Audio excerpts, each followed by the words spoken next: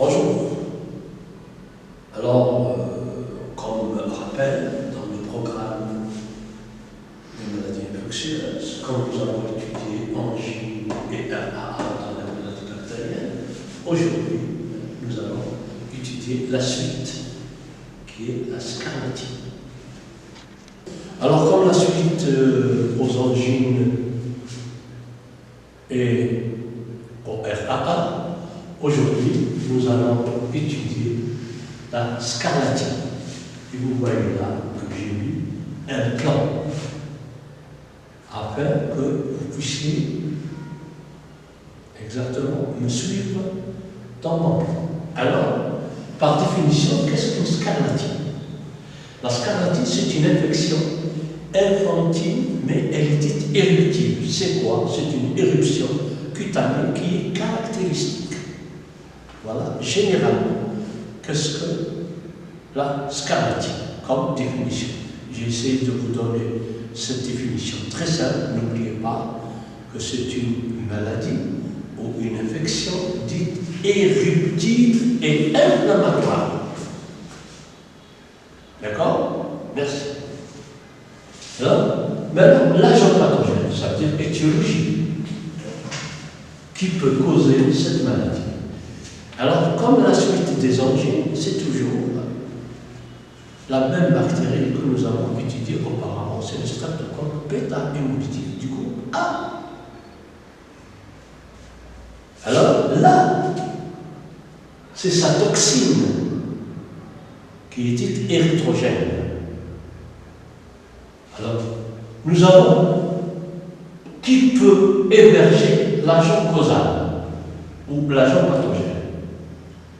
Alors, la muqueuse pharyngée et la peau de l'homme, parce qu'auparavant j'ai dit inflammatoire, donc c'est une inflammation de la muqueuse au niveau de la gorge, et j'ai dit aussi éruptive, donc on peut rencontrer ce gène au niveau de notre gorge, c'est-à-dire ce sont des porteurs, soit au niveau de la peau. Alors, la clinique, c'est-à-dire les signes cliniques. Comment se transmet cette maladie? Elle est directe en cas d'angine par voie aérienne. Si une personne fait une angine d'origine streptococcique, automatiquement elle va transmettre cette maladie, mais par voie aérienne, c'est-à-dire par les gouttelettes de flouche. Quelle est son incubation?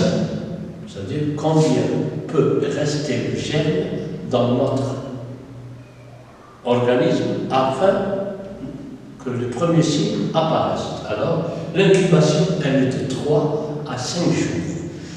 Ça veut dire entre 3 et le 4e jour peut apparaître les signes cliniques, les premiers signes cliniques, soit c'est le 5e ou le 6e jour où il va y avoir l'apparition des signes cliniques de la maladie. Ils disent comment peut se transmettre cette maladie, la contagiosité. Ils disent qu'elle est possible en période d'invasion. En période d'invasion, dans les 48 heures qui suivent le traitement. Alors, dans les symptômes, dans la clinique, nous avons les signes cliniques. Alors, dans les symptômes, il y a la phase d'invasion. Il y a la phase éruptive. Alors, dans la phase d'invasion, la durée, elle est de 24 heures après l'apparition des signes cliniques. Il va y avoir une fièvre élevée, en 39 et 40, avec des frissons. Nous avons une angine érythémateuse, avec la formation d'un érythème. Alors, ils disent aussi avec une dysphagie, difficulté d'avaler ou de déglutir, plus une amygdalite, inflammation des amygdales. Ils disent des douleurs aussi abdominales et des vomissements. Dans la phase éruptive, ça veut dire que la peau va être interrompue. Alors ils disent c'est un début dans les 24 heures après la phase d'invasion. Nous avons un énothème. Que veut dire énothème? C'est très simple. ça veut dire l'apparition des amygdalites pendant 4 à 6 jours. Et aussi la glossite. Une fois que nous avons l'antenne, nous avons l'exanthème. Là, c'est au niveau de la peau. Alors, la description, ce sont des vastes nappes rouges, vives, uniformes, sans intervalle de peau saine, sensation de granit à la palpation. C'est comme si vous touchiez le granit. Le siège, ça veut dire où on peut trouver ces éruptions cutanées. Alors la prédominance, elle est toujours au niveau des plis de flexion. Exemple, l'aine, le pli, là, au niveau du coude, au niveau de l'aine, et là, c'est les aisselles.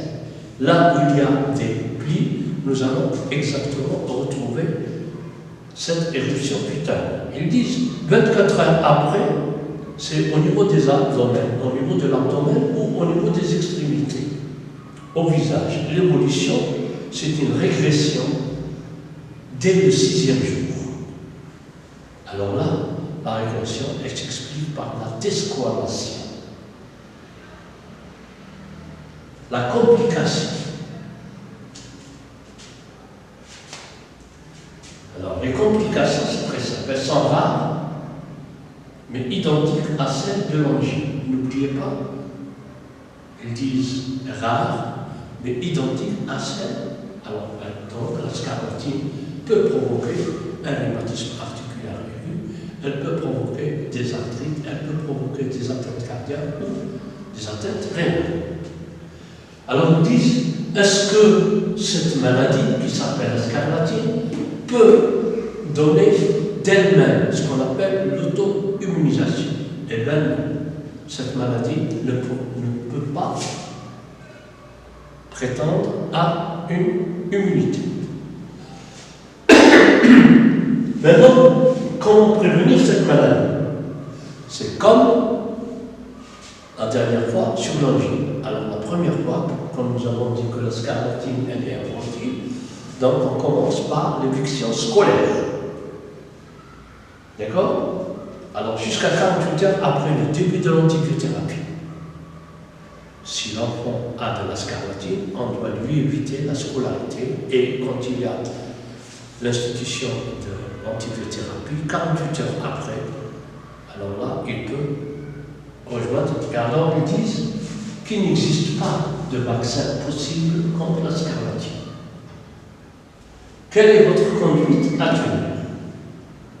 Ils disent en cas de cas très sévère, l'hospitalisation est recommandée. Pourquoi? Là, c'est la complication. Nous commençons par le soin de bouche. Vous devez suivre aussi la prescription médicale et vous devez aller jusqu'à la surveillance de votre malade. Merci.